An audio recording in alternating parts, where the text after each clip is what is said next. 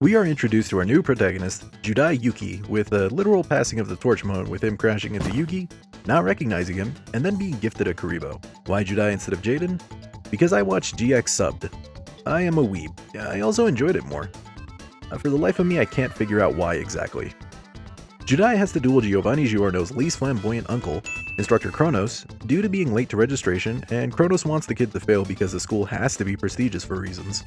He proceeds to lose to Judai and his Super Sentai cards. We also meet Asuka, Sho, and eventual rivals Misawa, Manjome, and Ryu. Judai is placed in Osiris Red because apparently he is a scrub. Much like Harry Potter living in Hogwarts, all dorms are color coordinated to show the skill level or tendencies of the student. Osiris Red is bottom of the barrel, Raw Yellow is mid, and Obelisk Blue is the cream of the crop. The founder of the school is Seto Kaiba. He is clearly not biased. Judai rooms with Sho and some dude with a koala nose that you won't get too attached to since he's the typical lazy but capable friend, and he will be written out of the show by the next season. The Osiris dorm leader is Daitokuji, and he has glasses that are perfectly placed for either the smart anime side character that pushes the frames up constantly, or the glasses gleam trope revealing he is a twist antagonist. Honestly, it's 2020 here. Slice of life shenanigans ensue for about 45 episodes. The big takeaways are that Kronos takes balls to the face, Asuka looks for her missing brother at night without informing the authorities because shonen, Manjome leaves in disgrace but becomes the top student at a rundown school that is basically underfunded and comes back in black to the academy, so he pretty much went from Ohio back to Cali. Also, everyone wears bumpets since it's the early 2000s, and Judai is clearly the best duelist not named Ryu, even though Ryu only duels 3 times during the first season. The headmaster informs our protagonist that Duel Academy was built over an ancient burial ground to further prove that Seto Kaiba does not believe in any occult nonsense. He's tripling down here. The headmaster elaborates that 3 powerful cards are being guarded and a great evil could happen if they get loose. They're all entrusted the keys to Kingdom Hearts, and Judai immediately duels a guy that mains Red Eyes. He wins, and Asuka is reunited with her long-lost brother, Fubuki, that no one reported to the authorities as missing because shonen, and who also happen to be brainwashed as part of the group that are trying to get the keys to Kingdom Hearts. A Vampirus takes down Kronos and Ryu in emotional battles as Kronos sacrificed himself for his students, and Ryu for his younger brother. With their emotions running high, everyone's back against the wall, and the Vampirus demonstrating that she is not one to be taken lightly. Judai wins his battle against her 1 episode later while Kronos and Ryu return to normal. No worries everyone, barely an inconvenience. Misawa then takes on an Amazoness who sentences him to death by snoo should he lose. Be gentle! Misawa loses for reasons we cannot comprehend. After he completes a sentence, Judai beats the Amazoness with no issues. Judai doesn't partake in snoo confirmed. Daitokuji is then revealed to have the twist antagonist frames. He then kidnaps Asuka, Fubuki, and Manjome, and it is revealed that Daitokuji is a spirit revived by alchemy, while his mummified remains were under the school. I'm pretty sure this is a plot point in Harry Potter. Judai defeats Daitokuji, revealing that in another twist, he was preparing Judai for the final antagonist in this season. His soul is then eaten by the cat. The cat's name is Pharaoh. Pretty cute. With all the side villains defeated, Manjome tries to confess to Asuka, who is clearly smitten, but not to him, by stealing the keys to Kingdom Hearts and inviting her to the beach. Fubuki fully supports Manjome by playing Wonderwall on his ukulele and saying that the worst thing Asuka can say is no. Turns out, Asuka prefers dudes that wear red jackets, have ash gold and brown hairdos, main Super Sentai cards, room in the Osiris Red dorm, and save her from evildoers on a regular basis. This sounds oddly specific. With his flawless plan dashed, the keys are called to the final villain of the season, Xehanort. The over 100-year-old headmaster summons the 3 cards who turn out to be the Egyptian god cards that are going through their emo phase decked out in Hot Topic gear and probably just wrapped up listening to the Black Parade album by MCR. I'm also pretty sure this is a plot point in Harry Potter. The odds are stacked against Judai as he faces the most feared cards since the gods. The headmaster has regained his youth, the skies are covered in darkness, and... never mind, he wins in less than 2 episodes and causes the 100-year-old guy to embrace the goodness.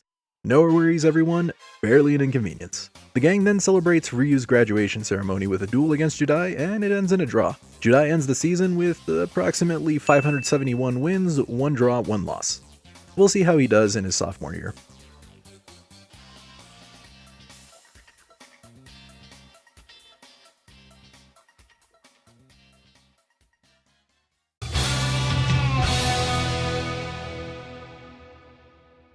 Judai is now the big man on campus as Ryu has graduated into the real world. He was offered to go straight to Obelisk Blue, but turned it down, meets his new groupie member, Kenzan.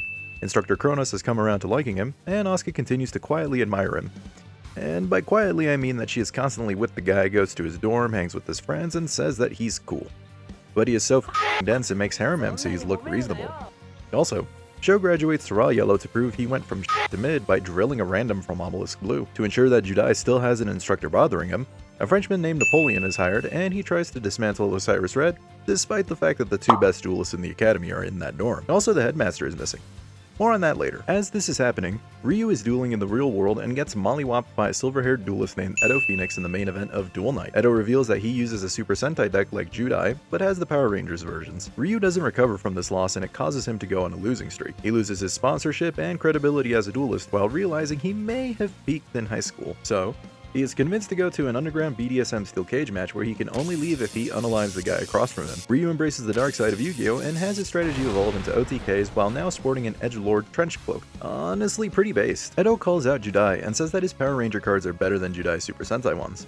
He then reveals that he dueled Ryu since he heard that Judai drew with him to prove that Edo is superior. Beneath it all, Edo feels that he must avenge his father that was killed after a card was robbed from his office, and needed to humble Judai because f*** him. Since the card that was stolen was a hero card, he goes after anyone that could potentially possess it. He defeats Judai, which sends Judai into an existential crisis. He cannot see the artwork on his cards and decides to leave Duel Academy. Edo feels pretty good about himself for causing intense depression to a guy he barely knows like a typical redditor. His manager, with a not at all evil expression or hairstyle, is a tarot card reader and predicts that changes will be happening in the future.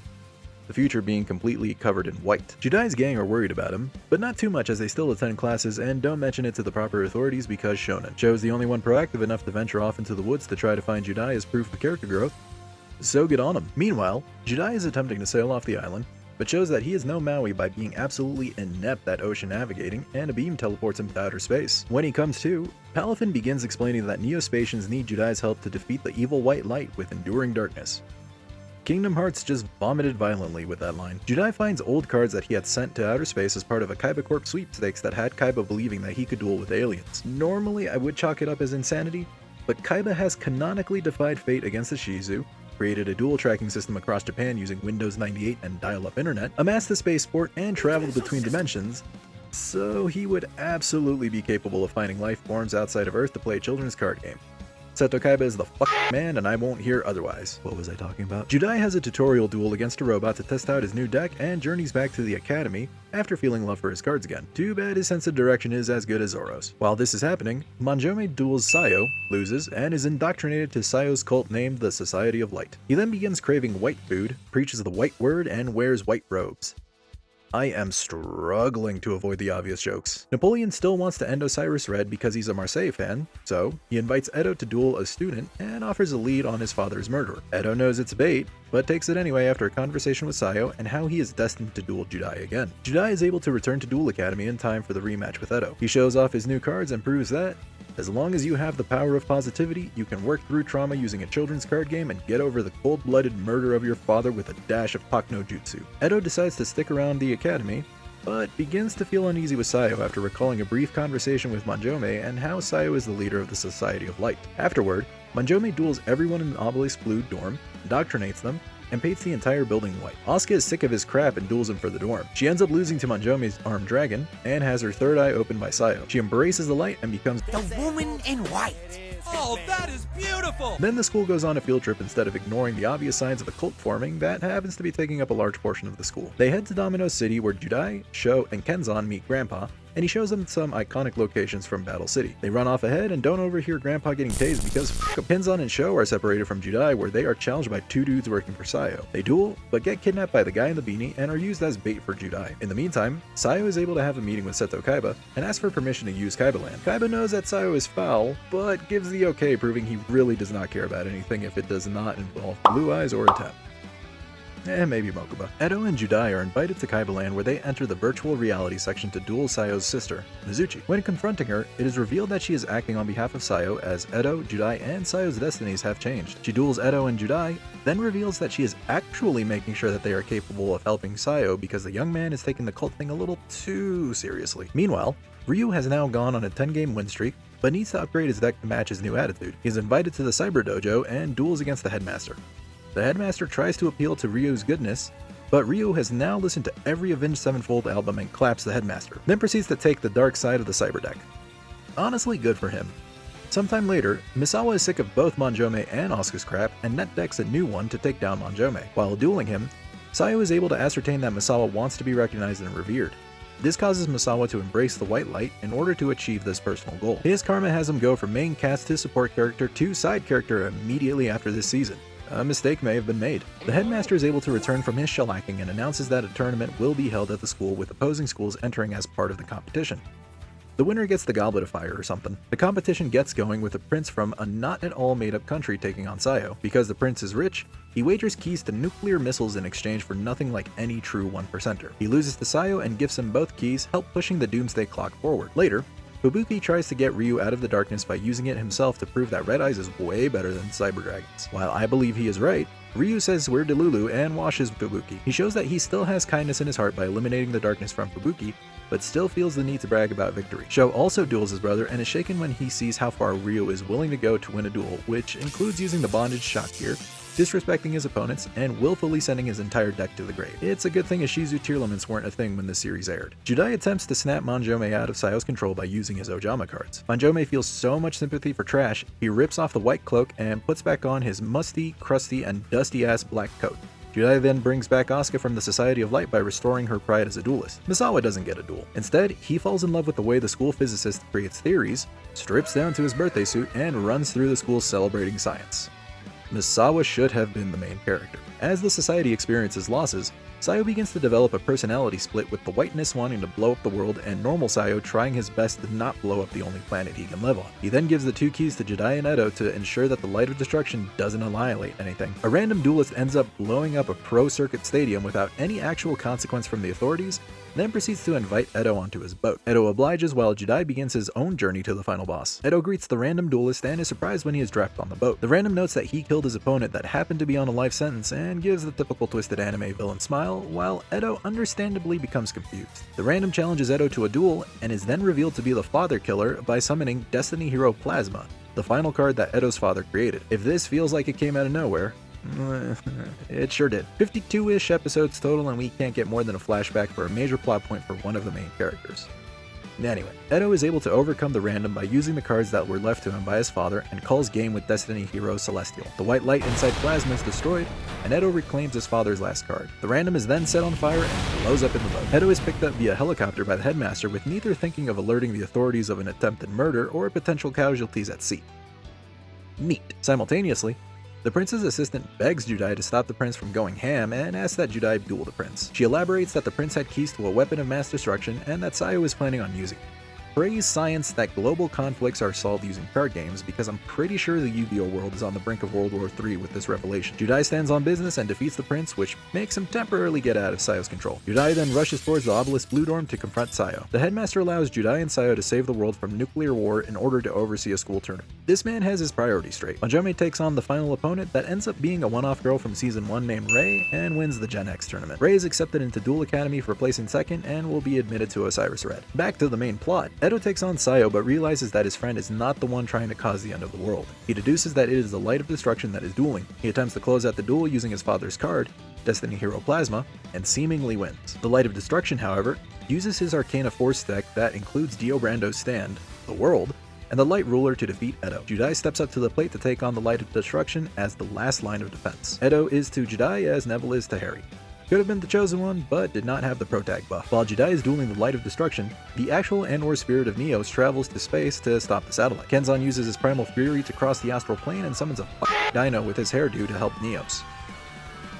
Judai and the Light of Destruction have a battle of wills where the Light of Destruction advocates for the world to be destroyed in order to be remade, while Judai argues that enduring darkness is needed and understands that while the world is not perfect, it has its heroes to step up when needed. Judai, the hero that the world needs, finishes the Light of Destruction with elemental hero Neos, while Dino Man physically destroys the satellite of death.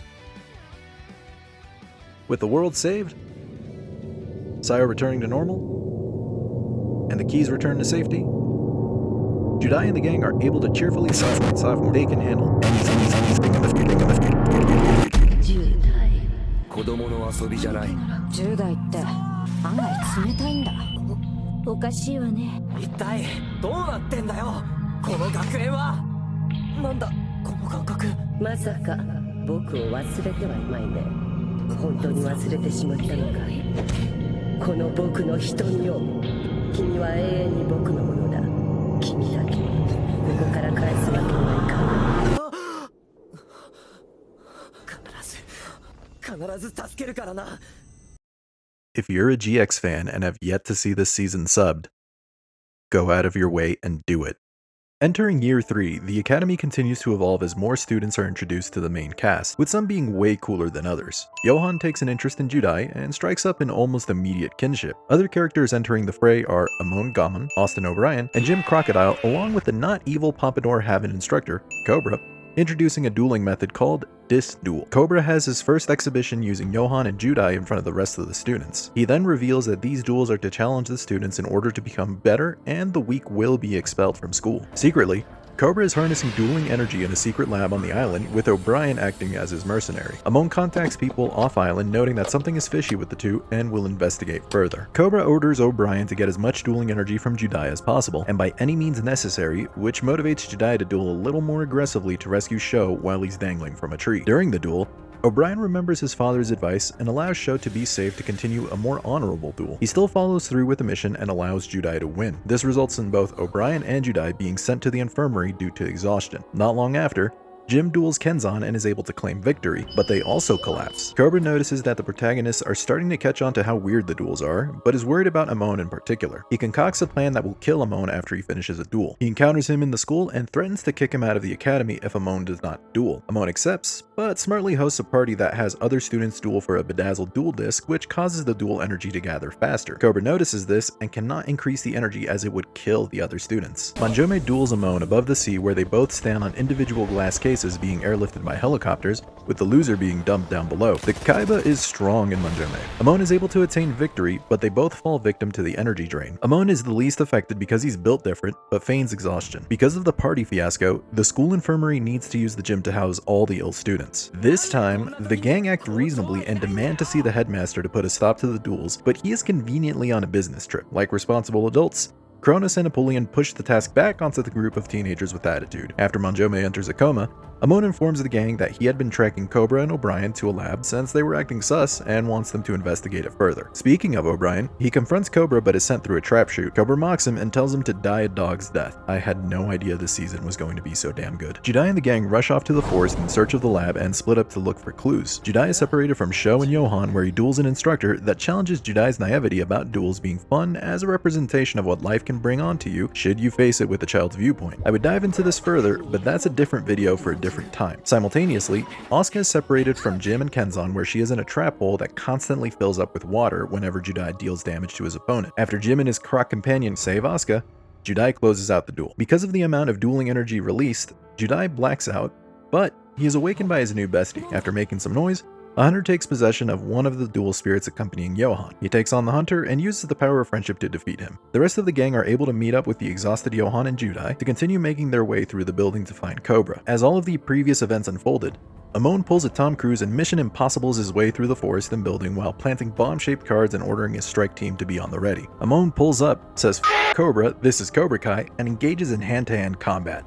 This season is awesome. Cobra gains the upper hand and uses the power of the Bacta tank in the middle of the room to force push Amon onto the wall, puts his shirt back on, then smirks at Judai while taking the elevator up. Speaking of the gang, they had been rushing through the building as Amon had set off the explosives and needed to escape before being trapped forever. O'Brien reappears to help Judai and the gang through. They make their way to the top of the building where the heliport is, and Judai prepares to duel Cobra. Cobra takes control of the duel using reptiles and questions Judai regarding his viewpoint on duels. He claims that he has not yet dueled with anything on the line and cannot understand what it is like to fear losing anything because of this. It is revealed that Cobra had an adopted son that was hit and killed in an accident, with Cobra seeking any way to bring him back. He finds an arm that appeals to the grief in his heart to gather dueling energy for its revival, and offers Cobra the chance to see his son again. Amon is watching while stuck to the wall and is being approached by the arm. The arm appeals to the darkness in his heart by sharing that it knows that Amon was adopted and in the shadows of his little brother. It further reveals that Amon was close to murdering the baby before refraining himself, and that darkness can help both the arm and Amon achieve their respective goals. Judai has no retort for Cobra,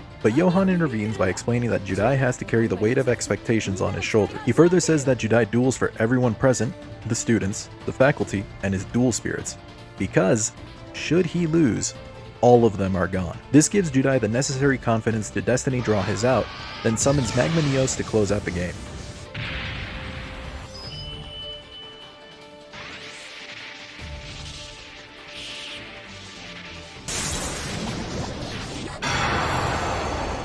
the arm is able to maintain a physical form and disposes of Cobra by having him hallucinate seeing his adopted son, which ultimately causes Cobra to walk towards his doom. A blinding beam of light then surrounds Judai, the gang, and the school, and teleports them into a different dimension. ここは地球上のどこでもないどこか別の世界だと考えた方が妥当だ Everyone awakens to a new dimension that has the physical presence of the dual spirits. The gang and school leadership try to keep the rest of the students calm, but they realize they have limited medical supplies and food storage, meaning that they have 1 week to survive and return to their dimension before everything dries up. Amon was also teleported and hides the arm in the school library. This is smart, as Yu-Gi-Oh players do not read, so they would never check the library. We also learn that the disc dual bracelets are still attached, and that any life point lost results in life energy being lost as well. A long-haired stranger returns from the desert and reveals himself as Misawa. He had been studying with the professor from season 2, and an experiment caused him to be teleported to the dual spirit dimension well before the rest of the school. Misawa pleads that Judai bring everyone back home safely before being sedated for treatment. While everyone is trying to get at least one normal night of sleep since the disc duels began, Ray and a boy named Martin make their way to the restroom. They are both attacked, with Martin going missing and Ray being critically injured. Judai rushes her back to the school nurse and are informed that they do not have the appropriate medicine to treat her. They are all made aware of a nearby ship and confront Kronos about taking action instead of standing idly by. Ultimately, Judai, Johan, Amon, Jim, and O'Brien all travel to seek the ship out in hopes that they can salvage anything of use. Amon does not bring attention to the ship belonging to him and deletes any and all info on his secret mission, while the rest of the team get the emergency provisions, medkits, and available futons. Back at the school, the students are becoming restless with the little food they receive. Manjome guards the food supply to ensure that no one enters, while Sho, Asuka, and Kenzan keep watch for any dangerous monsters. Misawa is working as quickly as he can to create a formula to help teleport everyone back to their world. The arm, however, has made Martin its host and begins infecting the entire school by turning them into zombie dueling monsters. We still need some silliness in this dark season, and we will gladly take it with what's to come. Judai and the gang are able to return to the school, but are immediately taken away by Asuka and Kenzan to avoid the dueling zombies. The gang try to hurry to Ray, but are soon cornered by Manjome and Sho. Flame Wingman is able to blow a hole for their escape, with Judai and Johan steadfast in going to the infirmary. They soon discover that the nurse has also become a dueling zombie, with Judai needing to save Ray as quickly as possible to give her the medication. Side note, the nurse? I can fix her. Ray is able to receive the medication, and the remaining members of the gang and students try to eat their portions. 3 in particular make a ruckus about it not being enough, with O'Brien keeping them in line. The 3 students are understandably in survival mode since they don't duel for their lives for 3 straight years like Judai and company, so they attempt to raid the food storage that the zombies took over. It does not end well for them. The next morning, Martin uses the school speaker to offer a simple trade. He would give the students food for their power generator. Jim refuses as he believes they could get the generator to work, so Judai solves this problem like every other one in this series. Duel for it. Martin accepts and has the 3 rogue and hungry students duel O'Brien, Jim, and Johan. The students are borderline rioting as they demand that the trio not lose so they can eat, but O'Brien quickly deduces that this is a stall tactic. Napoleon is getting antsy and goes back into the building to find Martin, with Judai and Ray giving chase. O'Brien finishes his duel immediately and exposes the ruse as he feels that Martin is after something else. Jim and Johan concur and quickly turn the tides in order to provide aid. Napoleon, Ray, and Judai are able to find Martin. Amon is also there, but he is hiding behind a hill of sand, much like Shaq hides behind a tree. The arm reveals itself to everyone and is able to unearth the same burial site from season 1 to go after the Phantom Beasts. It only took another 80 episodes for the Goth God cards to make their reappearance. Neat. Martin goes underground to find the 3 Phantasm cards with Judai and Amon in pursuit. Judai is held up by the dueling zombies, but is hesitant to do any damage to either Manjome or Sho. Ray and Napoleon are able to return to the gang to inform them of Martin and the Phantasms, while O'Brien is able to see an attempted message from their dimension come through. Misawa is able to connect the transmission, and the gang are told they can get transported back with the help of Rainbow Dragon. Pegasus is on his way to the tablet that was found thanks to Deus Ex Machina. The physicist from season 2 informs Misawa and the gang that they need to produce an insanely high volume of dueling energy in order to bring back the school. The key to producing the energy is through Rainbow Dragon, with the headmaster and Pegasus going to the digging site. Johan understands that he will need to risk his life to bring back everyone, but he agrees to the duel. The headmaster and Pegasus prepare to excavate the portion of the tablet that they need to create the card, but the woman from the strike team makes her reappearance. She threatens to blow up the entire site to make sure Amon remains in the other dimension to become king. Alright guys, I have no clue what kind of deadass she is, but she is one. She hardly puts up a fight, and Pegasus is able to create the Rainbow Dragon card for Johan to use. Concurrently, Amon confronts the arm to discover what their endgame is. The arm flips the question on him, with Amon challenging the arm to a duel. The arm tells Amon that he will not be able to achieve his goals without overcoming the god in his heart, but invites him to join in on the arm's goal to see what they can accomplish together. The arm is able to successfully retrieve the 3 Phantasms. Judai arrives too little too late to see that the cards have been retrieved, and takes an underground passage that leads to the headmaster's office. Daitakuji informs Judai that everyone is at the indoor tennis court and Judai rushes off. He still gets cornered by dueling zombies, but is rescued by Napoleon. He tells Judai to take the underground passages to make way to the tennis court and to please save his son while he holds off the zombies. Johan and Ryu prepare for their duel and agree to go all out. Kenzan and O'Brien hold off the dueling zombies outside so the duel can continue uninterrupted. Ryu pins Johan down with his cyber dragons, while Johan tries to gather enough crystal beasts on his field. The dueling energy is so intense, it blows up the technology in the two different dimensions, but the necessary card is sent through the portal. Neos is able to break a hole through the tennis court, and everyone is able to escape through the underground passage. Simultaneously, Martin prepares the stage for the final confrontation with Judai. He uses the speaker to offer the duel. The arm wins, and he keeps Judai. Judai wins, and he releases the zombies. If Judai fails to arrive at the stage in 30 minutes, the arm will kill everyone that is zombified. Judai knows that he has to go, but Masawa offers everyone hope. The Phantasms and Rainbow Dragon can cause enough dueling energy to transport everyone back to their dimension. The gang split up to get Judai and Johan to their destinations, while also providing cover for them from the zombies. Chaos ensues as everyone gives their best efforts to protect Judai and Johan, with O'Brien actually using his gun and explosions going off everywhere. Kenzan activates Jurassic Impact and has meteors destroy everyone. This season is batshit insane and it is awesome. Johan risks his life to grab Rainbow Dragon from a giant monster, and Rainbow Dragon accepts Johan. With the card in hand, Johan and O'Brien rush back to Judai. はつかない。お前は誰だ？カノーマルタンじゃないだろう。プロフェッサーコブラもお前が操っていたんだな。10代ヨハン、オブライエン。戻ってきたぜ10代 The arm becomes irate with someone else getting Judai's attention, with the goal becoming eliminating Johan first. Johan joins the fray and it becomes a 2v1 duel. The arm is able to summon all three Phantasms in the duel, but Johan and Judai answer by summoning Rainbow Dragon and Chaos Neos. Even with their new power, the arm fuses all three Phantasms to create Phantasm Armityle. Ray has enough of the BS and demands that the arm release Martin as its host. The arm agrees and notes that it was able to complete its physical form after all the dueling energy that had been gathered.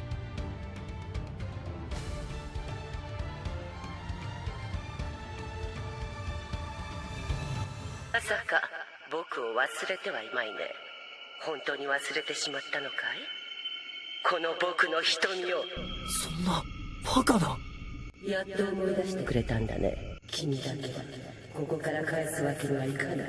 僕の元に来るんだ10代。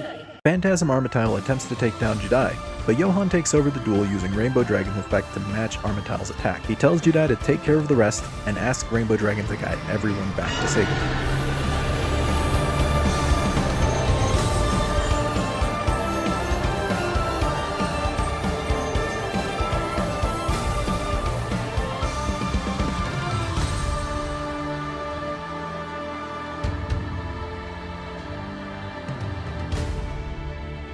After flashes of light, everyone is able to return back to their dimension. やったぜヨハン。ヨハン？ヨハンは？ヨハ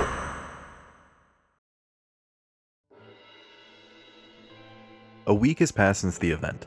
Martin and Napoleon have reconciled and agree to spend more time as father and son, while the students and faculty return to normal. The gang are all gathered at Osiris Red, but Judai is not present. They all acknowledge that he is still reeling from the aftermath of not being able to save Johan. Asuka confirms by recalling a brief conversation with Judai and the guilt that he feels being so evident. O'Brien points out that it is entirely possible that Judai was the objective for Yubel. With that, we receive a massive exposition dump from the headmaster. Judai as a child had a strong connection to the dual spirit Yubel. He would often duel neighborhood kids, but the kids would have misfortunes happen to them, one in particular experiencing an immediate collapse and illness, some having nightmares or frights. The Kyber Corp space program sent out Judai's artwork for Neos and the Yubel card out into space, where they were each affected differently from the exposure. While wallowing in his sorrow, Wing Karibo goes to Judai. At the same time, the gang are informed that a portal to the dual spirit dimension has opened, and everyone assumes that Judai is on his way to attempt to save Johan. They assume correctly, and Judai tries to convince people to stay back. What he doesn't realize is that his friends will go to war for him. They all summon their ace monsters to create enough dual energy to go back to the previous dimension, with Kronos, Amonzedere, Edo, and Ryu being caught in the action. Judai, Sho, Manjome, Asuka, Fubuki, Misawa, Jim, and O'Brien all wake up in the dimension, but it doesn't resemble anything close to the one they were just in a week ago. Misawa attempts to calculate what could have happened, but Judai is thinking recklessly and runs off ahead of everyone. He falls into the side of a building where dual monsters enslave weaker ones to complete odds and ends. O'Brien, Misawa, and the returning Amazonas all catch up with Judai. Judai can't stand seeing the abuse for the weaker duel monsters and challenges Harpy's brother, now retconned to be Sky Scout, to a duel. What Judai learns during the duel is that a loss results in death. In a kill or be killed situation, Judai is forced to kill Sky Scout. Sky Scout laments that he never pushed through his low status and asks that Judai fix the strong-weak system by becoming the new Supreme King. The gang are able to move forward, but Misawa stays behind with the Amazonas to figure out the mystery of the others that have also been transported to this dimension. That or Snoo Snoo. His blush gives it away. The gang go through the giant gate and discover a lifeless town.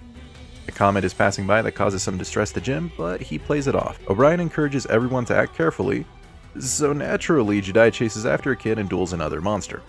Judai goes from anxious to desperate as he tells everyone else to stay away from the duel. After Judai is able to defeat the duel monster, the rest of the gang understand the gravity of the duels. Freed arrives and hurries to take the kid away from danger, then encourages the gang to follow. More monsters show up and see that a soldier of Zur's had been killed. While in the underground hideout, everyone discovers that the town they were just in had been ransacked by creatures from the Dark World with all warriors kidnapped. Judai asks if Johan was captured but gets no real answer. One of the warriors returns and with his dying breath describes where the captives are. Judai selfishly asks if he had seen Johan instead of allowing the man more time to his family for the goodbyes. Desperation begins to turn into obsession for Judai as he wants to seek out the prison camp. O'Brien and Asuka try to stop him, but fail as Judai rushes off on his own. Freed uses this to his advantage to guide the remaining townsfolk out of the hideout and out of the way of the monsters from the Dark World. Judai is able to find the prison camp. He finds a Johan lookalike and is told that the warriors were moved to a different camp. Zur and his warriors arrive, taunt Judai by saying that they laid a trap for any remaining warriors, and strikes down the lookalike. Judai, now full with anger, challenges him. Manjome, Asuka, Sho, Kenzan, and Fubuki are beginning to catch up to Judai, but are captured by Zur's soldiers. Zur gains the upper hand in the duel, but notices that Judai is beginning to feel despair. He taunts Judai by stating that he will be killed last after ending his friends' lives one by one. Freed is able to return in time to aid Judai in the duel by sacrificing his life to deal a lethal blow to Zur. Freed attempts to give Judai words of encouragement, but the gang are each marked with a negative emotion as they see another person pass away in front of them. Judai swears that he will save Freed's comrades and Johan, no matter what sacrifice or the cost of his life. In a state of fury, Judai travels uphill to take down more of the Dark World army by himself while everyone else begins to fall into their negative emotions. He returns with news that Johan may be at the next fortress, but Manjome rightfully tries to talk sense into Judai by saying they don't know for sure and should take a moment. Judai dismisses this and moves forward with Jim and O'Brien being the only two that keep pace with him. They let Judai know that everyone is behind, but Judai again seems dismissive as he asks the pair to go fetch them. Jim and O'Brien are genuinely shocked at this response and attempt to remind Judai that they are all a team that need one another in a foreign world. They ask that he wait for them, but Judai again rushes off. The others continue to fall to the negative emotions by actively talking down Judai, something that had never been done in the series up to this point, and are beaten, then captured by Braun's army. The only one to not have this fate is Sho, as he was caught farther behind. Two soldiers are able to track him down, but he is saved by Jim and O'Brien. Back at the fortress, Judai is confronted by Mad King Braun and they engage in a duel. Braun then reveals that he had captured Judai's friends. Manjome is the first to wake up, then he rightfully reprimands Judai for making so many selfish decisions without considering the others. After an attack from Judai connects and deals damage to Braun's life points, he takes Manjome's life to begin creating the spell card, Super Polymerization, and reveals that each time Judai attacks, one of his friends will die. Judai is crushed at hearing the news as the remaining members of the gang will be sacrificed for the card. Braun forces Judai's monsters to attack, causing Asuka, Kenzan, and Fubuki to die. Judai, now feeling completely helpless, succumbs to his fury and flashes his Sharingan. He punishes Braun with relentless attacks and ultimately smites him with Neos. With Braun's dying breath, he informs Judai that Johan is dead.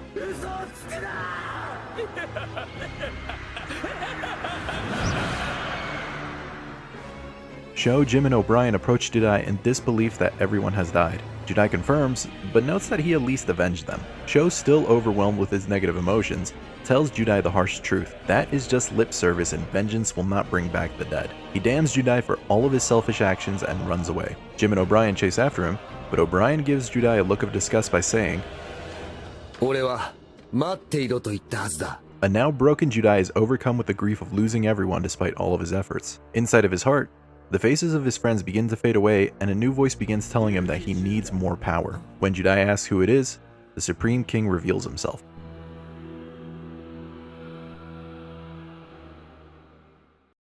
An undisclosed amount of time in this dimension has passed. Sho is now wandering aimlessly and has thrown away his duel disc. He vowed to never involve himself with anyone else, but his compassion forces him to save Ojama Yellow from Doomdozer.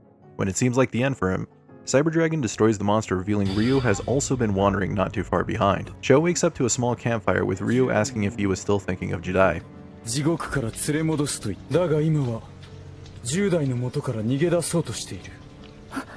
He doesn't wait for a response from Sho and begins to leave camp. In tears, Sho asks what he should do, but Ryu simply says that Sho has already decided. Although he leaves, Sho notices that his dual disc is in front of him. With a newfound resolve, Sho retraces his steps and vows to watch over Judai to the end. Ryu continues moving with Edo, but at a faster pace as he knows his time is also running out. Jim and O'Brien are able to save an elderly man and boy from some jabronis and are informed that duelist hunters have been tasked by the Supreme King to hunt down duelists. They are imprisoned in the castle with no one having ever returned alive. Jim and O'Brien speculate that Judai may have been taken there. In a flashback, it was revealed that Judai had used Manjome, Kenzan, Asuka, and Fubuki's dual discs as tombstones for a makeshift burial and presented empty. The duo believe they need to hurry before he gets into any danger when the comet that Jim had seen earlier has him say out loud that it is following him. The pair then make way to the castle after some directions from a nearby village. They run into a deranged imp that speaks exclusively in Japanese, but tells the duo that he is the only one in the castle and that the Supreme King and his army have already traveled south. Jim wastes no time in washing the scrub, but see the destruction of the nearby village. The destruction also includes the wooden dual disc of the boy that they had previously saved. One of the soldiers of the village is able to mouth something to Jim. Jim does the exact opposite and directly challenges the Supreme King. その挑戦受けて立とう。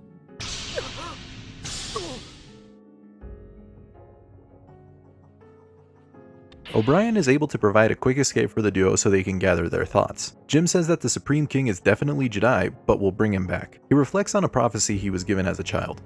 One day, he will need to save a dear friend and will make a miracle happen. Jim and O'Brien head back to the castle with Jim challenging the Supreme King once more. The battle begins. The Supreme King reveals that he likes the Fallen Hero theme and summons evil heroes to begin attacking Jim. The blast reveals Jim's Orichalcumai, where he then uses the power to peer into Judai's heart. His psyche continues to replay the duels with the Professor and Cobra while also rewatching the death of everyone, leaving Judai broken. The Supreme King is the strongest voice in his heart, but Jim tries pushing through the darkness to reach out to Judai and continues dueling to bring him back.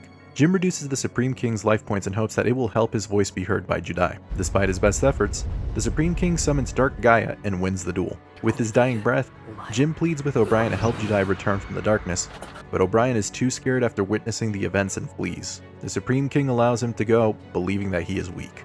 Ryu and Edo gather information from some of the Supreme King's army and are able to make headway to the fortress where everyone is being held captive. O'Brien tries to hide after the duel, but Sho coincidentally is there after having watched the duel and is curious to see what O'Brien does next. O'Brien saves villagers from the might of the Supreme King and is asked to help the captives. After some hesitation, he is given his dual disc and still tries to hide. It isn't until he sees how the villagers are being treated in the camp that he musters the courage to defeat the monster in charge. He makes his way to the fortress and meets up with Ryu and Edo to continue their push against the Supreme King. Ryu and Edo duel some of the Supreme King's men to give O'Brien the chance to challenge him. O'Brien is still full of fear, but knows he has to fight. He explains that the power he now has is from everyone that has been imprisoned believing in him and his ability. The Supreme King retorts that he's nothing more than a loser. The two go back and forth in the duel with O'Brien needing a miracle to make a comeback. Jim uses the last of his spirit to help O'Brien draw an out to the Supreme King's trap, which forces him to use Super Poly to create Malicious Fiend. His monster and Volcanic Dune clash, with O'Brien losing his remaining life points, but not his will to fight. O'Brien charges through the blast and uses his card in the graveyard, Volcanic Counter, to deal equal damage to the Supreme King, resulting in his death as well. O'Brien is able to call out to Judai and bring him back from the darkness. Ryu declares the Supreme King dead and his army flees after seeing the red light come from his quarters. The following morning, Judai is able to awaken and learns that Jim and O'Brien were indeed killed during their duels with him. Edo tries to calm him down by saying it was the darkness from the Supreme King and that he should focus on saving Johan. Judai collapses from the high fever that he accrued from the events. Simultaneously, Amon reappears in a hidden cave with a massive door heavily locked by chains in front of him. It is revealed that he gathered all 5 Exodia pieces that Yubel abandoned during their duel. It is also revealed that he has the arm that took possession of Martin and is ready to become a devil. While waiting for Judai to wake up, Ryu and Edo see that Kronos and the woman associated with Amon are running away from some monsters. The pair are able to save them and go over the events with Kronos. At night, Edo approaches the woman and gives her the locket that she had dropped. The woman reveals that she loves Amon and has a strong desire for him to become king at any cost. A fog appears from out of nowhere and teleports everyone into the same cave that Amon was in. Amon reveals himself as Judai also regains consciousness. Amon reveals that he chose to stay behind and begins to ask the woman now identified as Echo to go with him. Echo refuses to go with him as she only wanted to see him as king. Amon begins to get more aggressive towards her and begins using her love against her by saying that Echo is needed and will be needed as tribute. Edo instinctively tries to protect Echo and challenges Amon to a duel. Unfortunately, Edo did not heed the words of one of our greatest modern philosophers, Jermaine Cole, said. Don't save her. Edo continues to attack Amon while Amon continues to gather the pieces of Exodia. Amon then explains that in order to rule the world they are currently in, he must be able to command Exodia, and that is why he needs Echo as tribute. Amon is able to bring out Exodia, the ultimate Forbidden Lord. Edo delays the duel as long as he can, but falls one turn short from his win con. Amon sacrifices Echo and is able to finish the duel by unleashing Exodia. With no other options left, Edo shields Judai, Ryu, Sho, and Kronos from death. Amon continues marching onward with his new power, while Judai continues looking for Johan to prevent all of his friends' sacrifices to be in vain. Ryo sees through Judai and doesn't allow him to go through another large gate. Ryo challenges Judai to a duel using his methods to try to snap Judai back into action, as Judai now hesitates to duel. He completely dissects Judai's weak play, and becomes angry at the fact that Judai is now cowering from his responsibilities. Ryu is ready to deal lethal to Judai, but is stopped by his heart palpitations. Judai leaves the group as he feels utterly useless to the cause, with Sho following him. While wandering around, Judai ends up at the same location where all of his friends died. One of the Supreme King's soldiers ambushes Judai and immediately challenges him to a duel, believing that he can eliminate Judai in his current state. Although he gains the upper hand, Judai is able to win the duel with Blade Edge. Misawa and the Amazonas were able to witness the duel and approach Judai with news. They were able to help the people in the previous dimension, and that the world they are currently in is separated into 12 different ones. An entity is trying to unite all 12 for a malicious purpose, and the only one able to do so is the same one that controlled Cobra, transported everyone originally, and helped draw out the Supreme King from Judai. Yubel. Judai wants to take responsibility for everything as he believes he created the current Yubel. Misawa talks sense into Judai by saying that you cannot solve everything with good intentions alone, and that Judai needs to be able to use both the light and dark sides of himself in order to save everyone. As Misawa and the Amazonas continue building up Judai, the gate in front of Ryu and Kronos opens with a possessed Johan seeking Judai, ready to give him love. Ryu engages Dark Johan in a duel while suffering from heart failure. Dark Johan is able to take advantage by gathering advanced crystal beasts to summon Rainbow Dark Dragon. Ryu pushes through the pain and summons Chimera Tech Fortress Dragon. The onlookers are watching Ryu in his last moments, but Judai now understands that Ryu is not pushing because he's willing to die. He's pushing because he wants to live and chase moments as they happen. Ryu burns through his remaining life points and loses the duel.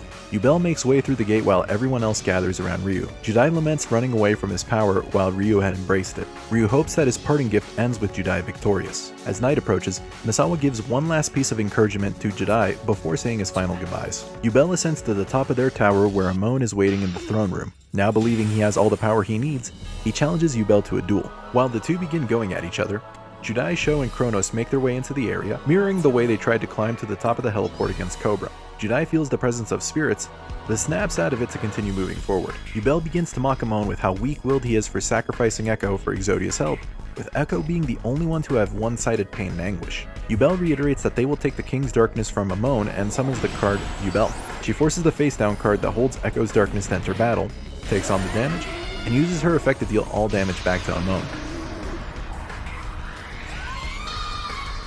It isn't until Amon feels the lethal damage where he begins to seemingly regret his decision to sacrifice Echo, and in his dying moment, screams out her name.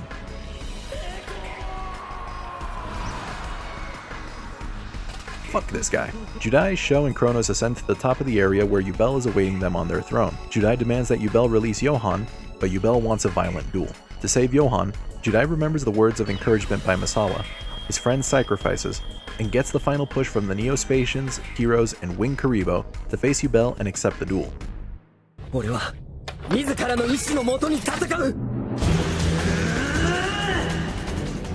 Judai doesn't hesitate and immediately uses polymerization to summon his favorite hero, Flame Wingman. Neos tells Judai that he has the power to communicate with spirits, so he has to duel to reach out to Johan's soul. Yubel continues to find ways to bring out the advanced crystal beast. Neos keeps pushing Judai to not be afraid of causing pain to Johan, as he needs to take the risk to save him from the actual pain of being used by Yubel. Yubel's twisted way of thinking has her profess love to Judai for all the pain that she is enduring through Johan's body, and summons Rainbow Dark Dragon. Upon seeing it, Judai believes that Rainbow Dragon houses Johan's spirit. Yubel is able to destroy Neos and attempts to end the duel, but Judai uses the flute of summoning Karibo to stall for one more turn.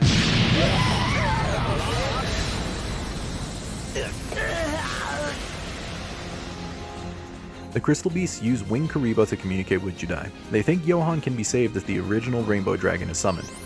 After the vision, Judai is able to triple contact Fuse to summon elemental hero Storm Neos to destroy the field spell, Advanced Dark, to destroy all the advanced Crystal Beast monsters to free the beasts.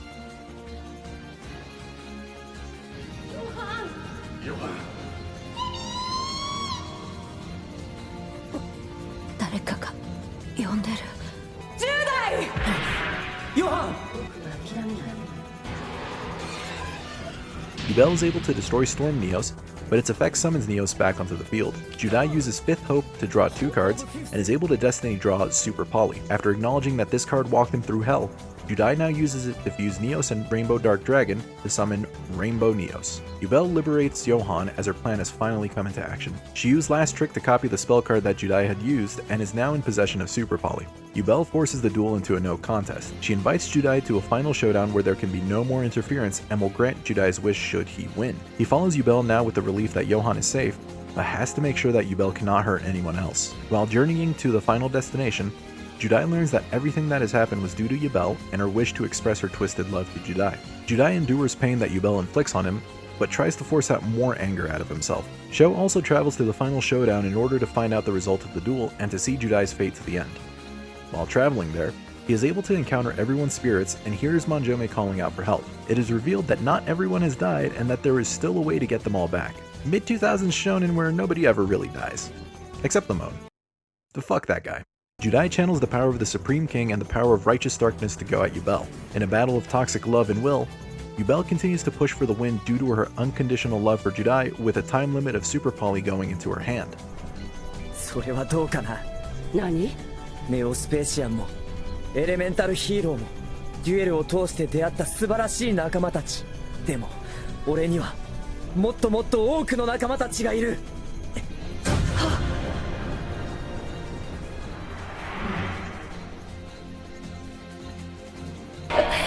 僕は戦闘では決して破壊されない究極完全体となる。 Judai forces out Terror Incarnate with Rainbow Neos effect and demands that everyone be returned. Yubel, however, brings forth the ultimate nightmare and engages with the Rainbow Neos to call game. Judai is able to survive another turn by activating a trap to reduce the attack points to 0, and banishes Rainbow Neos in order to draw another card. Judai is able to set up Elemental Hero Neos Return, and uses a quick play spell to return battle damage to Yubel. Yubel, after receiving more hatred and pain, tells Judai that his heart is finally able to reach hers. Yubel describes herself as only able to inflict pain, not receive it. Because of this, she could not receive any other love. Yubel then reveals a distant memory to Judai.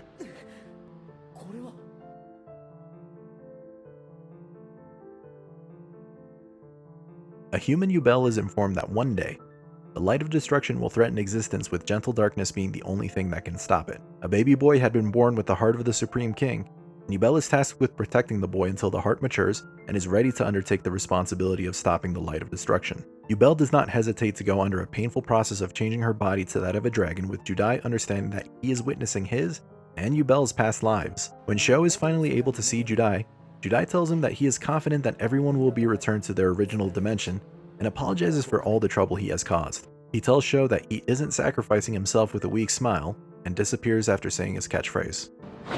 Gotcha.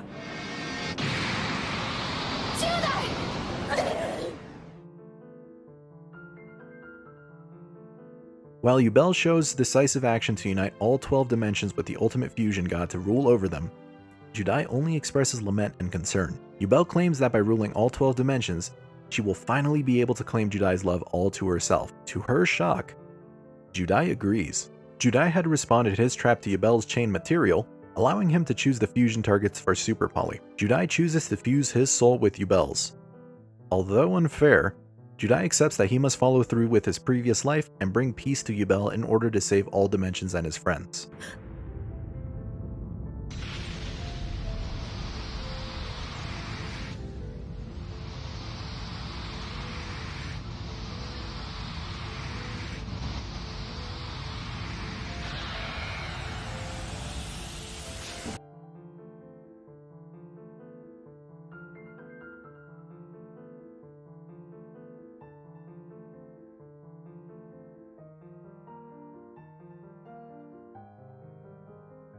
A week has passed since the Yubel incident, with everyone in the gang gathered at Osiris Red with one meal left for Judai. Sho is resolute in thinking that Judai will return as promised. He sees a shooting star in the distance and wishes for him to come back. To his surprise, the star moves past him and crashes nearby.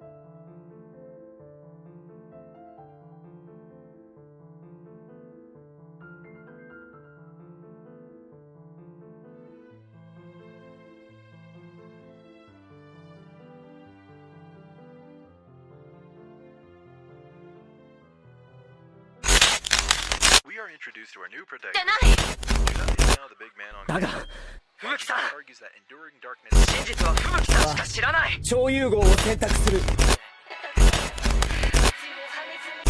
10代あなた剣山君の言うように変わった。こんなに強引じゃなかった。戻りたくても戻れないこともある。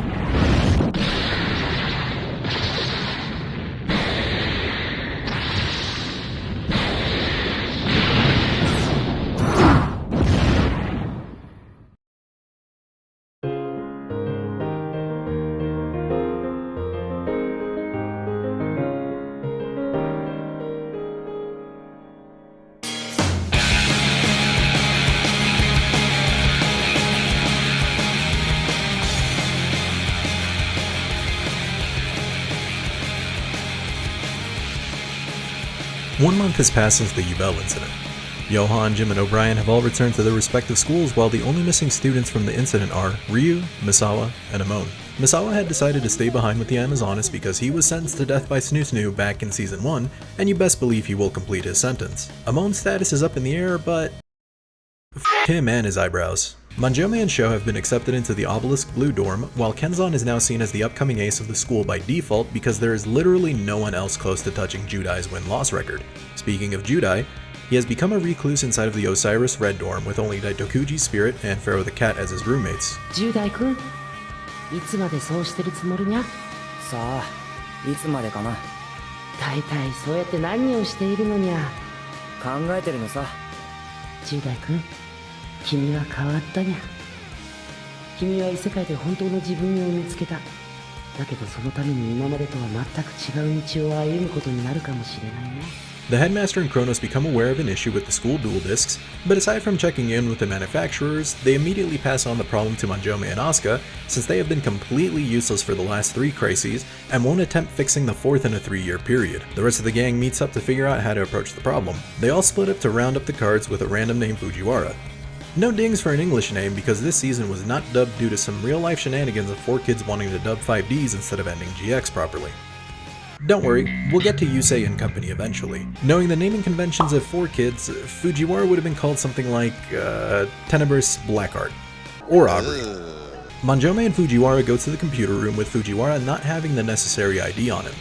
Manjome asks Fujiwara who he is, with Fujiwara responding by putting him in a genjutsu and convincing Manjome that they have been friends for 3 years.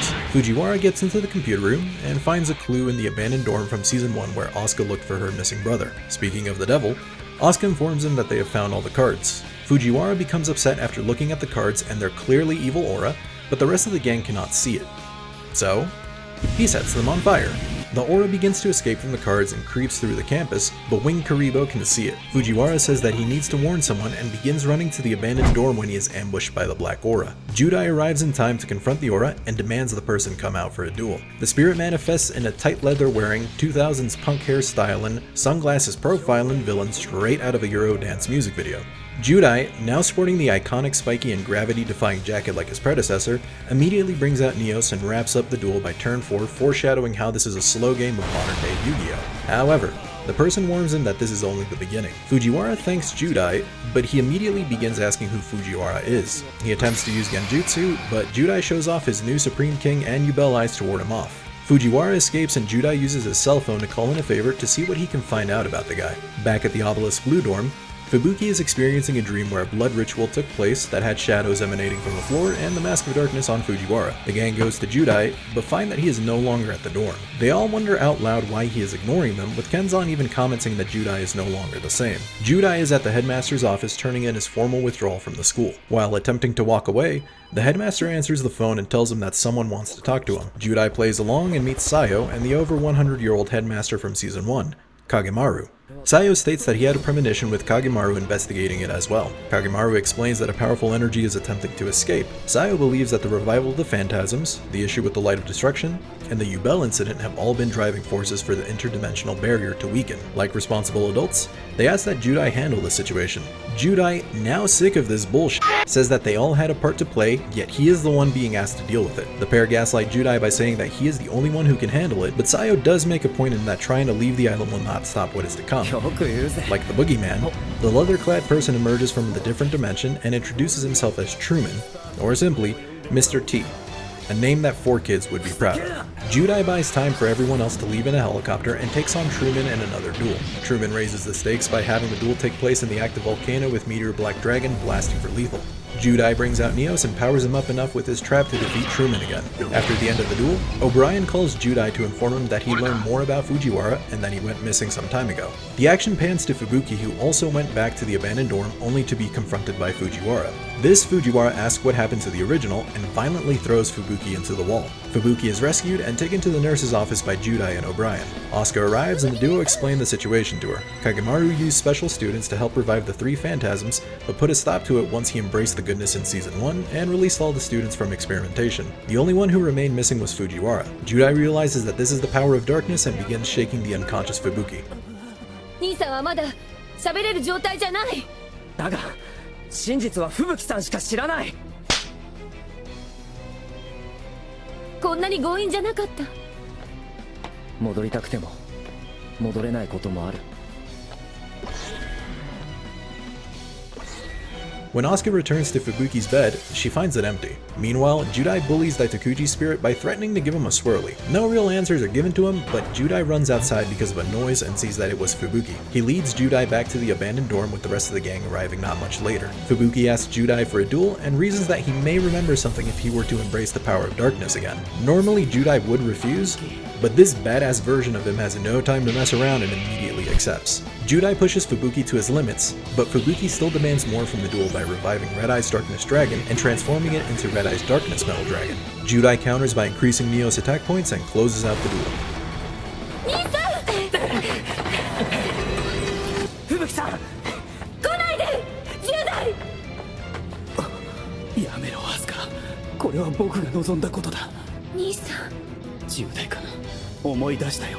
Fubuki tells Judai that Fujiwara was the best duelist out of the trio of Fubuki, Ryu, and himself, but fell down the rabbit hole of learning about the powers of darkness. Fujiwara performed the blood ritual to become one with darkness and gifted Fubuki the Mask of Darkness. As Fubuki explains that he believes that Fujiwara had died, the look-alike comes out. Judai discerns that the fake is actually the dual monster spirit, Honest. The gang barely escapes as Honest destroys the dorm and seeks vengeance for the murder of his master. Judai summons Neos to protect the gang, revealing that Yubel's soul now resides inside him, allowing him the ability to summon spirits into their world. Judai pleads with Honest regarding what is happening, and Honest explains that darkness from another world is slowly taking over the spirit world. Honest adds that the dual monster cards are directly connected to them, with the cards having already been corrupted by the dark power. Honest says that his intention was to warn Fujiwara about the danger, when Truman makes his presence felt through his interdimensional plane. Honest takes the blast and, in what he thinks is his final moments, shares that he had been abandoned by Fujiwara long ago.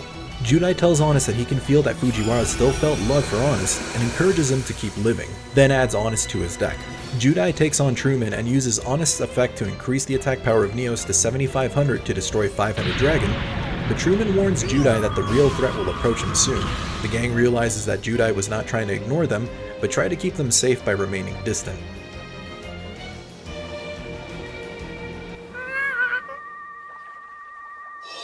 10代くん、いつまた異常事態が起こるかわからないのに、そんなにのんびりしてていいのかにゃ? Knowing that the messengers of darkness will return, Judai takes the time to encourage his friends through various means and in ways for them to stand on their own. Asuka is presented with the opportunity to further her studies abroad, but hesitates due to her feelings for Judai. She uses the excuse of needing pictures for graduation to spend time with him, but Judai remains distant. 確かに私たち異世界の一件以来ちょっとギクシャクしちゃってるけど、10代。 At a school party, Kenzan and Rei announce a paired duel tournament pitting the third years versus the underclassmen. Coincidentally, Asuka is paired with Judai. The first duel has Judai ruthlessly mollywopping Marshmallow for game while ignoring Asuka's set card. 10代伏せカード。いえ別に。じゃあまた後でな。 The duo then takes on a pair of randoms, with Judai again ignoring Asuka's cards and swinging for game in an instant. Asuka gets upset with Judai for ignoring her and not trusting her for the pair duels. They advance and take on Kenzan and Rei in the final. ねえ10代。あなた以前ほどデュエルを楽しんでないんじゃない？なんだよ急に。なんていうか気持ちに余裕がないのがデュエルにも現れてるような気がするの。 Judai continues to ignore Asuka's cards, with Asuka expressing her displeasure. She finally reveals that Judai is not acknowledging her feelings, and it serves as a double entendre for her being his dueling partner, along with her romantic feelings for him. As the duel continues, Asuka and Rei switch partners due to Rei's trap effect, and Asuka pulls off double passe to take on direct damage and inflict equal damage to Judai in return. Judai reminisces on a similar play from when he and Asuka dueled in episode 3. He reveals that he has not had a fun or exciting duel in some time, and couldn't forget the experience with Asuka. He further explains that life cannot always be fun and games and is indebted to multiple people for his growth as a person, including Asuka. With the two understanding each other a little better, Asuka uses MST to destroy the trap and swaps the original partners back. Asuka now understands that Judai will only keep growing, so she must also grow and hold on to the experience with her friends from the academy to move forward. Judai sets up Asuka for the team play to bring back Cyber Tutu and calls game with Cyber Prima. やったなアスカ。羽ばたいていこう外の世界へ。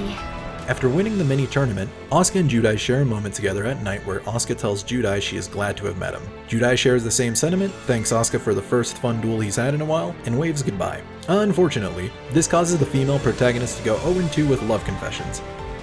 Maybe the third time's the charm? Sometime later, a rival of the Cyber Dojo, Makoto of the Jinzo Dojo, claps the headmaster and demands to duel Ryu. It is revealed that Ryu had also survived the Yubel incident and was able to receive treatment for his cardiac issues. Sho has been the primary caretaker for Ryu, and the nurse provides treatment in a facility separate from the main school. The headmaster calls Ryu and warns him that he is a target of Makoto. Ryu faces him in the middle of the night and struggles to duel with the toll the shock gear and cyber darks have taken on his body. Ryu tries his best to continue dueling and attempts to see it through the end, but his body begins to fail him. Sho tries to stop the duel, but Ryu says that he is indebted to his deck. Makoto will not allow the duel to stop, but Sho is willing to protect his brother from death and steps in to take his place. Makoto tells Sho that he has 3 days to train for the duel to have a decisive winner. Sho and Judai wait all night for Ryu to become stabilized and receive good news. The following morning, Sho tells Ryu that he will release him from the Cyber Darks and begins training. Sho realizes that it was the deck itself that was causing Ryu his pain, and understands that using the cards requires insane willpower. Judai brings food and shares some advice with Sho. The deck recognizes Sho attempting to be his brother, and Sho needs to listen to the deck. Not only is this a nudge to have Sho duel in his own way, it also serves as a metaphor for Sho to stand on his own rather than imitate others and embrace his abilities. After the end of the third day, Sho confronts Makoto at the same location with the duel playing out similarly. Sho resurrects the Cyber Dark's Engrave and equips Cyber and Dragon, but Makoto activates Crush Card Virus to disrupt the play and gains firm control of the duel. 俺のデッキをそこまで使いこなせるとは。いやショーはカイザーのデッキで戦っているわけじゃない。 Sho believes in the deck he built and turns the tides with Dimension Fusion to bring back banished Cyber Darks, then activates Power Bond to bring forth Cyber Dark Dragon. 兄さんはもう成長することはないと諦めていたけど、そんなことはない。兄さんも僕も10代の兄貴もこれからどんどん変化し続ける。そしてこのデッキも。 Sho uses the effect to bring back Dragonwood to power up Cyber Dark Dragon and calls game.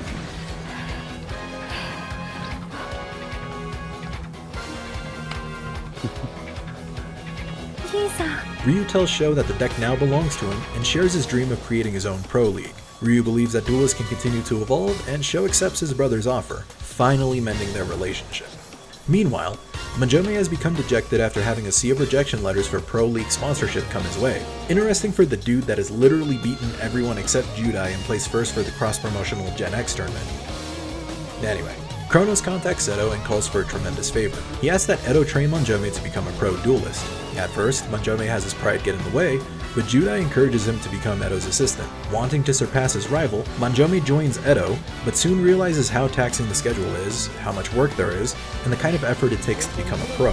Manjome sneaks in Edo's private quarters to see him training and notices the blood dripping off Edo's hand. Even with the injury, he sees the effort that Edo takes to remain at the top of his game, so Manjome puts in equal effort to become Edo's top assistant. Manjome is entrusted with the suitcase that Edo had been carrying on his person, but finds that it has disappeared after reorganizing the card storage. Edo becomes furious as the suitcase contained a special card with a lot of money invested in it. A corporate president demands to see Edo while Manjome attempts to cancel his upcoming duel. The 4Kids TV executive says that the duel cannot be cancelled and convinces Manjome to take Edo's place.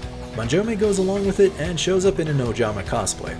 Edo meets with the president and is reprimanded for losing the card. The president is also angry that Edo took on an assistant knowing that he came from the rival Manjome group. Edo says that he will quit being a pro as recompense. Instead, the president offers a gamble of having Edo retire completely as a duelist if Judai wins, and being forgiven if Manjome wins. Edo says that he is willing to bet on Manjome. The two watch the pair duel on the live broadcast with Manjome entering a winning position against Judai. In the middle of the duel, Manjome realizes that he had been looking at the potential of every card that he was reorganizing at the storage room and acknowledges his improvement with the game-winning move ready to be used while Judai attacks. The 4Kids executive tells Manjome to throw the duel for the sake of views. Manjome hesitates, but follows through with the instruction and accepts defeat. Judai saw through the play and tells Manjome that if all he learned from Edo was to take a dive for the sake of views, he is disappointed in him. Consequently, Edo retires as the pro duelist for losing the card and betting on Manjome while Manjome is fired. He expresses his frustration to the 4Kids executive, but the exec plays it off as Manjome's popularity is high due to the success of the live show. Manjome feels empty at how he achieved success and continues to look for Edo. He finds Edo at an orphanage, and Emeralda explains that Edo would donate his time and winnings to the orphanage. Emeralda tells Manjome that the exec had stolen the suitcase. In an expected twist, the exec threatens to close the orphanage if Edo does not face Manjome in his Ojama getup, while also telling Manjome that the duel is rigged for him to win.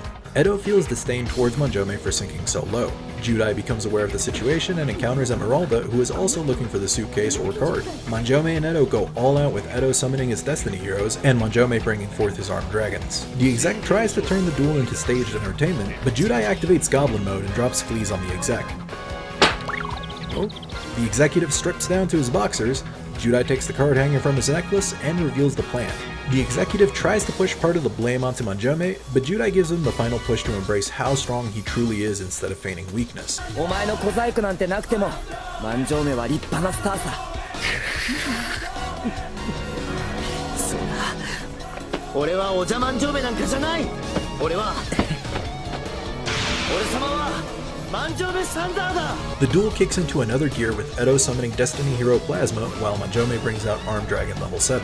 In response, Edo summons Destiny and Dragoon. Not to be outdone, Manjome summons Armed Dragon level 10 and crashes into Dragoon.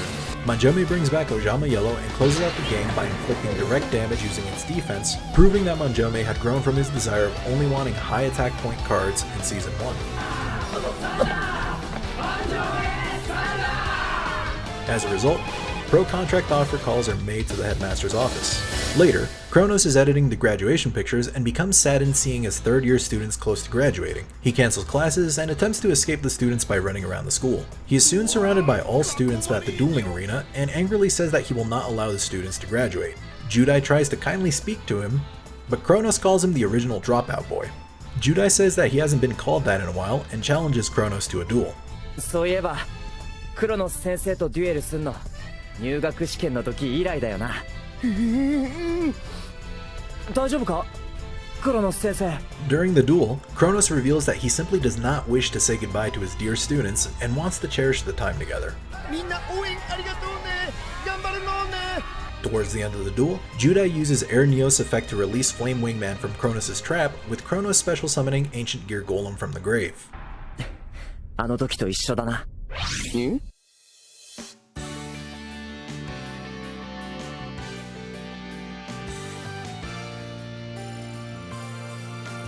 Judai quick plays Skyscraper onto the field, while Kronos reflects on why he did not want to say goodbye to his students. They helped him grow over the past 3 years into a better person, much the same way he imparted his lessons into them with the hopes that they are successful in the future. Judai calls game much the same way in episode 1, But instead of awkwardly waving his hands around in a panic, Kronos smiles at his favorite student. 恩返しデュエル受け取ってくれてありがとなクロノス先生 Judai thanks instructor Kronos for accepting the farewell duel from him, with Kronos telling him that he will never forget him. With most of the original cast receiving a form of closure, the Agents of Darkness begin to target duelists through their cards by feeding into the darkness of their hearts. Back at the school, a final graduation duel tournament is being presented to the student body, with 100 points being the goal per duelist. The top duelist will receive a replica deck from the King of Games. Judai says that he prefers to take it easy and is not fit to be the top student due to being in Osiris Red, despite the body of work over the last 3 years saying he is the GOAT. All students begin going after Judai, Sho, Manjome, and Asuka, while the girls go after Fubuki like a true harem MC. While the gang are distracted by duels, O'Brien noticed that names are disappearing from his datasheet, with Domino City now becoming uninhabited. After Judai beats a student named Serrano, he is later ambushed by Truman that had come out due to dark desires. Judai experiences a vision of students falling one by one and uses his abilities to see that some students are in fact in danger. Unfortunately, he can't 100% recall who had disappeared and excuses himself from the others, with Kenzan running alongside him. O'Brien calls Judai and warns him that the attacks from the Agents of Darkness have begun. Judai tells Kenzan to take care of the school, and he rushes towards Domino City via boat. With cell service going down, O'Brien rushes after the lone kid in the city,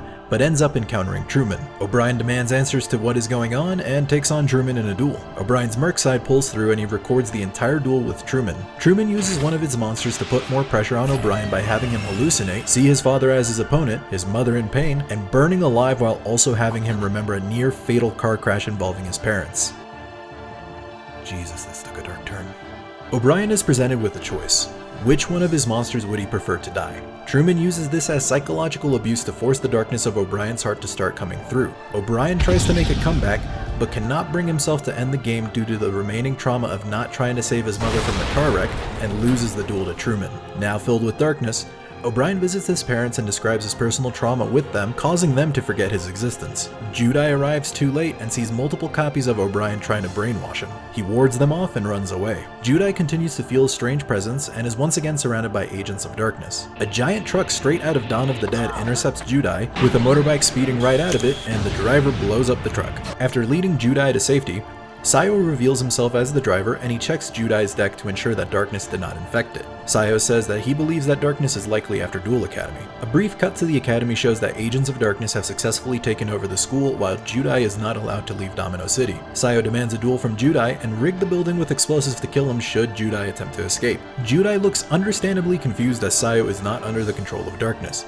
Judai demands an explanation, and Sayo informs him that he is dueling for the sake of Mizuchi. Again.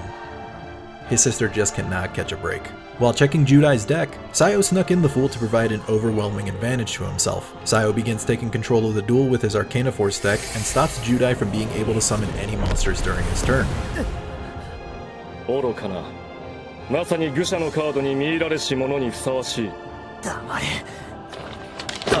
Judai is completely locked from play on his turn due to the Fool not being affected by any card effect and cannot switch battle positions. But Judai still tries to help Sayo by asking where Mizuchi is being held captive. Sayo states that he is the one at fault for losing his powers and he must do what is necessary to save her. Judai tries to reason with Sayo by telling him that darkness is using that void in his heart. Judai further says that Sayo should be able to choose a better way to live despite limited options. In response, Sayo tries to beat down Judai by forcing him to mill his own deck to limit his own options. Judai finds it out by summoning Wing Karibo level 10 on Sayo's turn to whittle down his life points. A voice begins to reach out to Judai and reveals itself as Mizuchi. She asks that Judai save her brother once more and explains that Sayo could not escape his hunger for more power, causing darkness to take the place of the light of destruction. Sayo attempts to close out the game with the Dark Ruler, but the attack is redirected due to Judai activating his trap to summon Miracle Flipper. With Judai surviving another turn, he activates Hero Blast, causing a chain reaction to finally remove the Fool from Judai's side of the field. Judai tells Sayo that he should know that no one can have the power to control destiny. He adds that after attaining greater power, Judai is entrusted with helping greater causes. He says that his power will now be used to put a stop to darkness. Judai activates Fifth Hope to draw 2 cards and summons Magma Neos with the help of Miracle Contact. Sayo attempts to end Judai by destroying Magma Neos, but Judai summons Neos with his Quick Play spell and puts an end to the duel. With Sayo's defeat, Sayo accepts his destiny and is released from the world. からな 「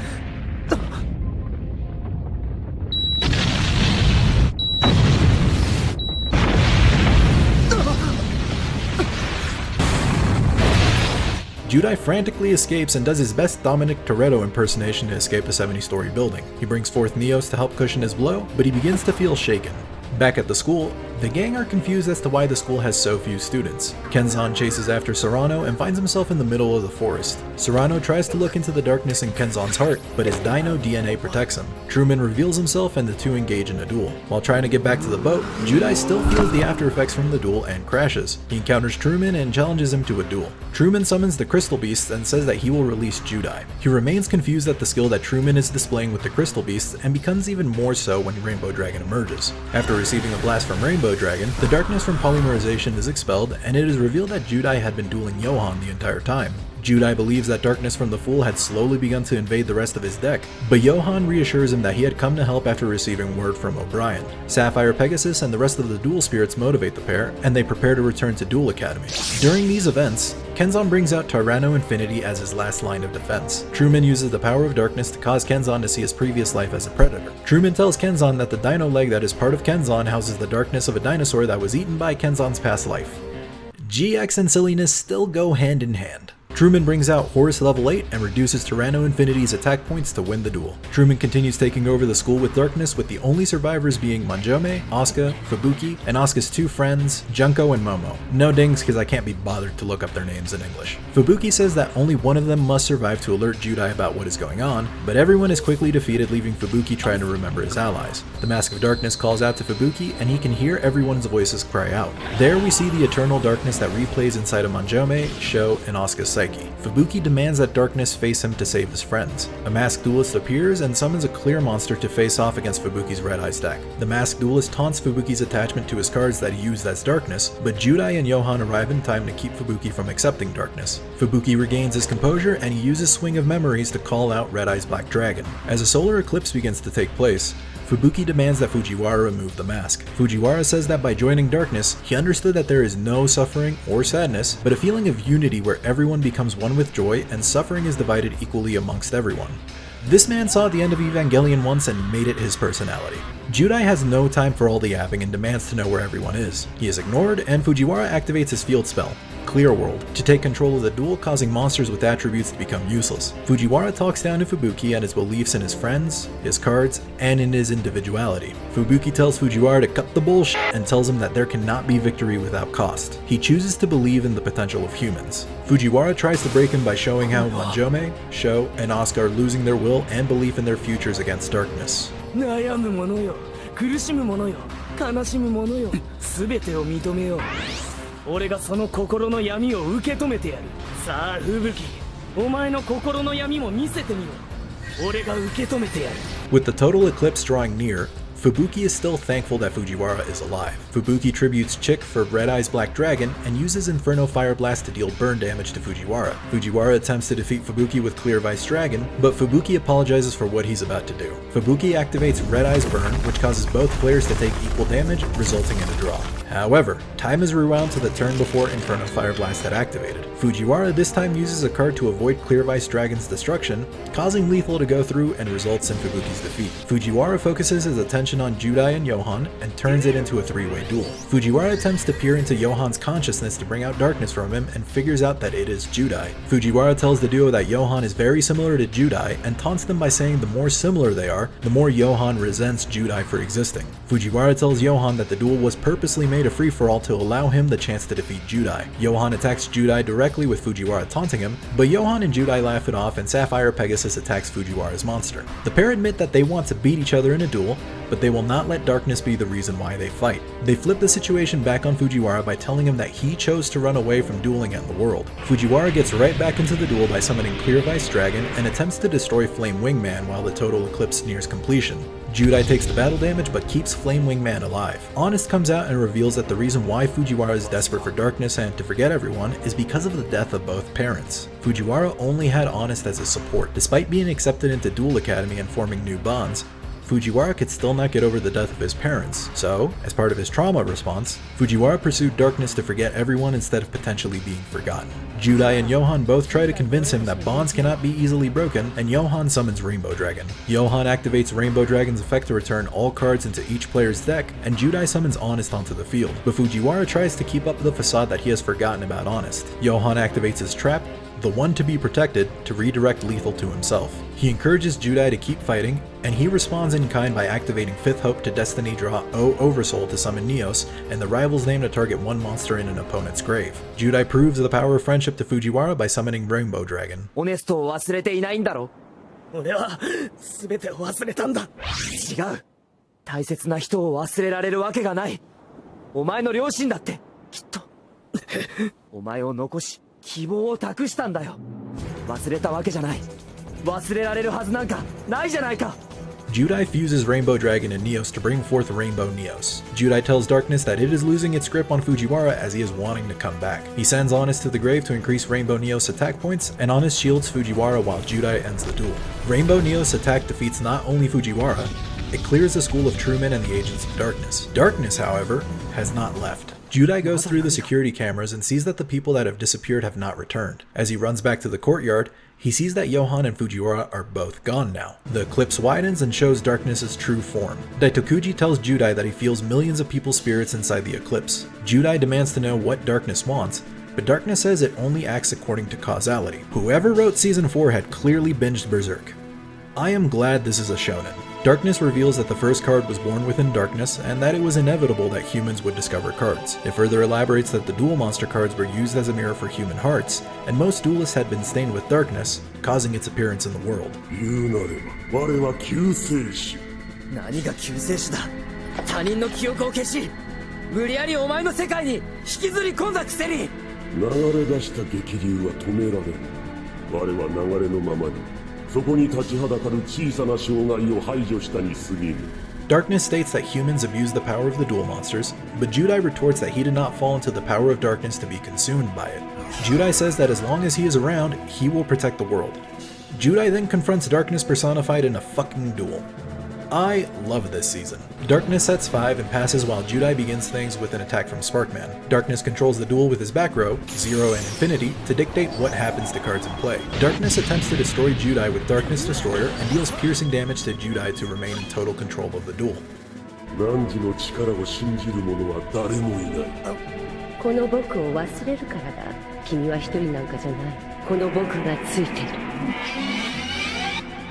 Judai recognizes that Yubel will always be with him, so there will always be someone that believes in Judai. As the 0 and Infinity traps reset, Judai special summons Neos and negates the effects of Darkness Eye to avoid the traps being set how Darkness wants. Then Neos beats Darkness Destroyer. Darkness continues to bring out cards that causes Yubel's summon onto its side of the field and attempts to use her to fight Neos and kill Judai. Judai prevents lethal by having Yubel attack him directly, causing no damage. Judai activates Super Polymerization to fuse Neos with Yubel to call forth Neos Wiseman. Neos Wiseman destroys the slime token to deal damage and recover life points. Judai states that his bonds may be clumsy or odd, but they hold more truth than whatever logic Darkness tries to use. 何時我に本気で勝つつもりでいるようだが、たった一人の人間の意志でなど世界の断りは動かん。Darkness reveals that Darkness Seed will continue to fully restore Darkness's life points, and reveals that his true form is humanity itself. 壊れた人間たちが起こす異常な事件の数々。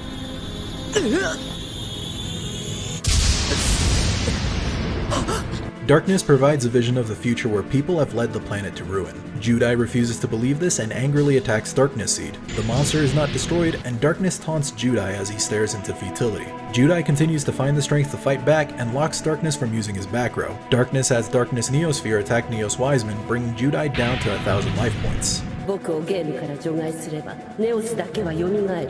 ここからは本当に君一人だ。だが信じるんだ。自分の力を。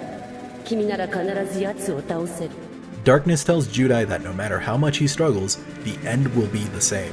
Judai tells Darkness that he and his friends will come across things that they cannot laugh off, but they will need to face them head on with courage. Judai chooses to believe in the bonds that he shares with his allies and in the power that is held in just one card. Judai calls out to his friends and asks them to remember the pain, the trials and tribulations, the joy, the happiness and friendship with their cards and dual spirits that bring them back from the darkness. Manjome, Sho, and Asuka all come to terms with the fear of the future they face, and they each choose to believe in their cards and the bonds that they have created. Others follow suit with millions returning to their world. Judai thanks his deck and activates Hope for the Future to fusion summon Divine Neos.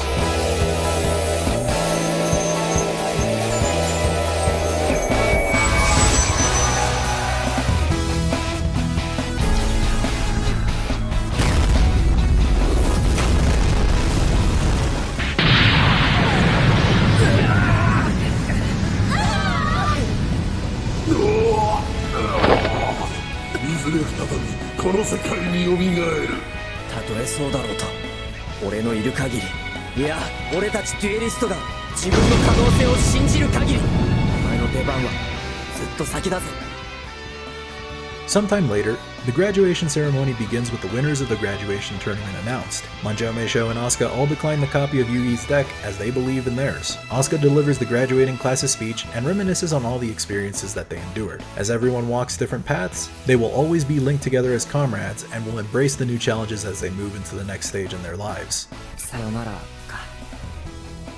Everyone receives their diplomas with one final party being held at the Obelisk Blue Dorm. Asuka finally gives in and shows up as the school's idol with the headmaster providing the final toast. Everyone makes their final amends, but Judai is the only one not present. He begins packing for his journey with Daitokuji asking what Judai will do next. Judai says that there may be people who need his help, and, with his ability to bring people and spirits together, he has decided to venture off. この1年で10代が一番変わったのかもしれないね。人はいつか変わる。それが大人になるということだ。いつも神出鬼没でつむじ風みたいで私たちの青春を吹き抜けていった。でもまたきっと会えるさ。ええ、きっと。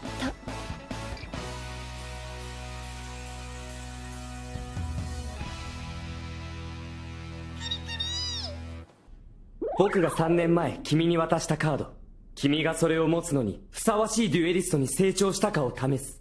Judai remembers how it all began 3 years ago, a chance encounter with Yugi and receiving Winged Kuribo. Yugi tells Judai that there is something that he must recover before he ventures off to help other people. Judai does as he's told and holds Winged Kuribo in front of the replica deck. After a flashbang, Judai is taken back to when Yugi won the Battle City tournament. Mirroring episode 1, Yugi bumps into Judai. Yugi asks if Judai had come to duel him, and shares a dream that he had about fighting a strong duelist. They both share a special time where no one can interfere. 間違いない。今俺の目の前にいるのは歴代最強のデッキを持つ遊戯さん。デ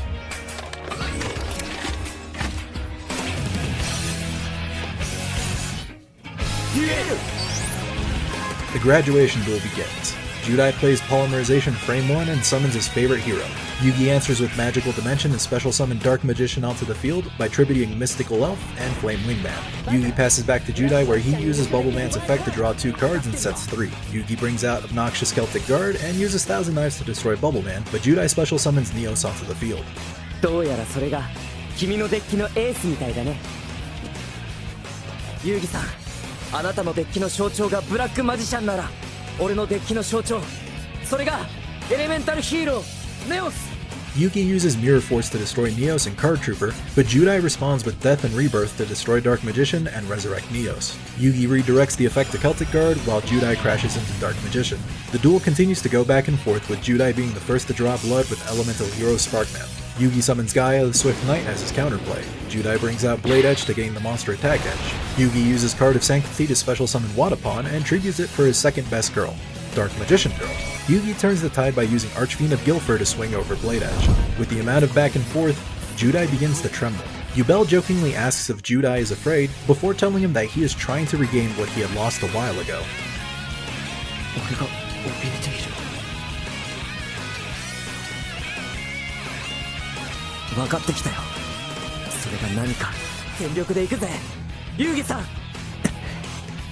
Judai and Yugi keep going back and forth, with Yugi forced to discard Osiris, and Judai activates Subspace Battle, causing each duelist to bring out 3 warrior monsters. Judai purposely chooses monsters that would be sent to the graveyard, while Yugi adds another 3 cards to his hand.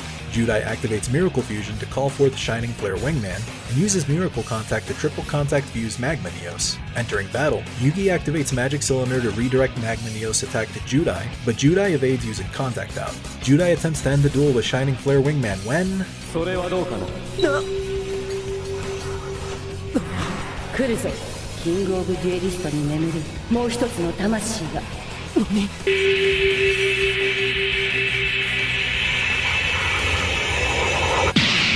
Atem activates Dark Revival, then chains Code Change that Yugi had stolen from Judai to declare what type will be summoned. Atem declares Divine Beast and calls forth Osiris the Sky Dragon.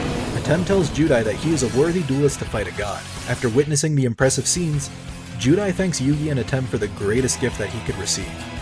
もうどんなことがあっても忘れない。どんな時でも素直にデュエルを楽しむ気持ちを。